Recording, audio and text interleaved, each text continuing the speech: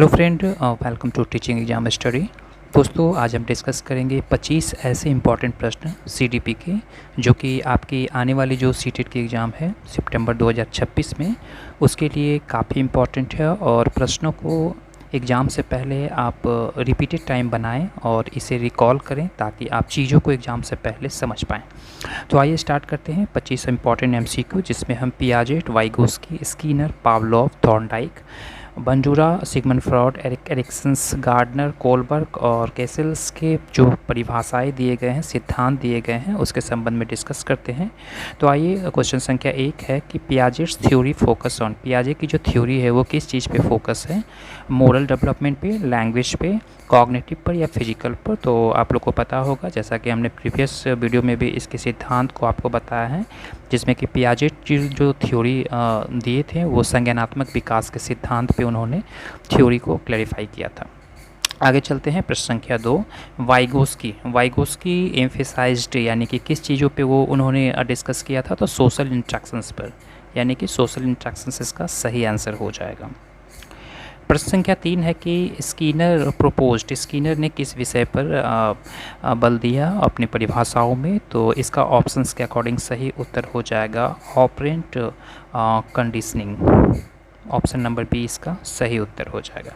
अगला प्रश्न संख्या 4 है कि पावलोव किस विषय के लिए जाने जाते हैं? तो क्लासिकल कंडीशनिंग के बारे में वो जाने जाते हैं। तो ऑप्शन संख्या बी जो हो जाएगा इसका सही हो जाएगा।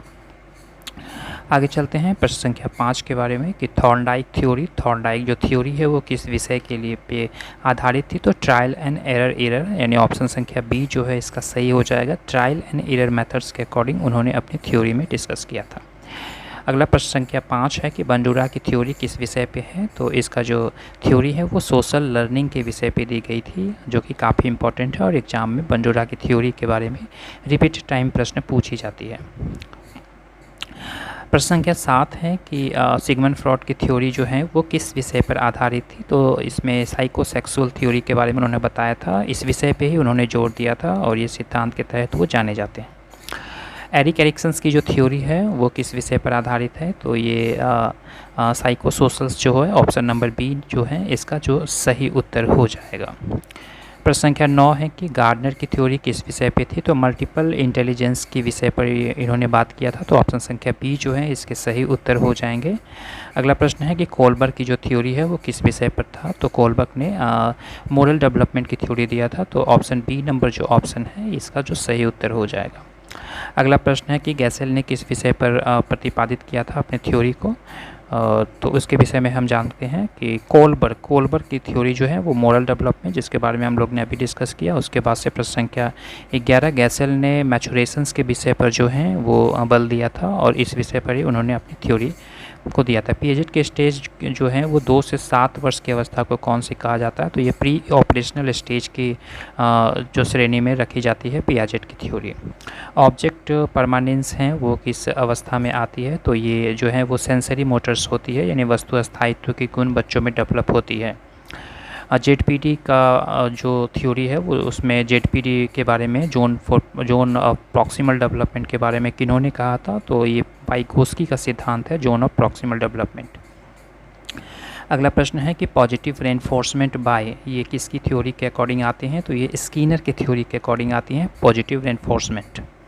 अगला प्रश्न है कि पावलोव की जो एक्सपेरिमेंट जो इन्होंने किया था एनिमल पे, वो किस एनिमल पे किया था? तो उन्होंने ये डॉग पे किया था। तो ऑप्शन संख्या बी जो है इसका सही उत्तर हो जाएगा। अगला प्रश्न है प्रश्न संख्या 17 की लॉ ऑफ इफेक्ट की थ्योरी किसने दी थी? तो थॉर्नडाइक के द्वारा ये थ्योरी दी गई थी। तो ऑप्शन नंबर बी जो है ये करेक्ट हो जाएगा। तो आप देख रहे हैं कितने इंपॉर्टेंट प्रश्न है। तो और ये डायरेक्ट प्रश्न सीटेट या किसी भी एसटीईटी की परीक्षा में ये प्रश्न डायरेक्ट आपको पूछी जाती है। अगला प्रश्न है कि मॉडलिंग कंसेप्ट के बारे में किन्होंने बताया था? तो बंजूरा का यह सिद्धांत था, मॉडलिंग कंसेप्ट के बारे में उन्होंने सिद्धांत दिया था। अगला प्रश्न है ईट ईगो सुपर ईगो जो है वो सिगमंड फ्रॉड के द्वारा बताई गई थी, सिगमंड फ्रॉड के द्वारा, तो ये आप सही करेंगे एग्जाम में। ट्रस्ट वर्सेस मिसट्रस्ट जो है वो एरिक एरिक्सन्स के द्वारा, बी नंबर ऑप्शन इसका जो है ये सही हो जाएगा।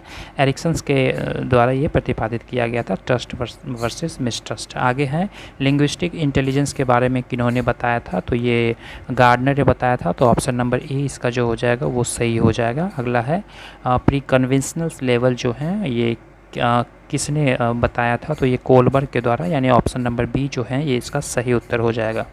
आगे है मैचुरेशन मीन्स का मतलब, यानी मैचुरेशन मीन्स का मतलब क्या होता है, इसका तात्पर्य क्या होता है, तो इसका तात्पर्य होता है प्राकृतिक ग्रोथ करना, यानी नेचुरल ग्रोथ इसका सही अर्थ होगा। कंक्रीट ऑपरेशनल स्टेज जो होती है वो किस अवस्था तक होती है, जिन्होंने प्याजे महोदय ने ये बताया था संज्ञानात्मक विकास के डेवलपमेंट में, जिन्होंने वो ऑपरेशंस के तहत उम्र के तहत उन्होंने बताया था, ये जो है 7 से 11 वर्ष तक की चलती हैं, तो ऑप्शन नंबर बी इसका जो हो जाएगा वो करेक्ट उत्तर हो जाएगा। आगे है कि फॉर्मल ऑपरेशन स्टार्ट होती है कितने अवस्था से, तो डी नंबर ऑप्शन, यानी 11 से ज़्यादा अवस्था में फॉर्मल स्टेजेस जो होती है वो स्टार्ट होती है। तो ये इंपॉर्टेंट प्रश्न थे 25 क्वेश्चन CDP के रिगार्डिंग, जो कि एग्जाम में मल्टीपल टाइम प्रश्न पूछी जाती है। अगर वीडियो अच्छी लगी होगी तो, और चैनल पर नए हो गए तो चैनल को सब्सक्राइब कर लें। वीडियो देखने के लिए धन्यवाद। Thank you very much.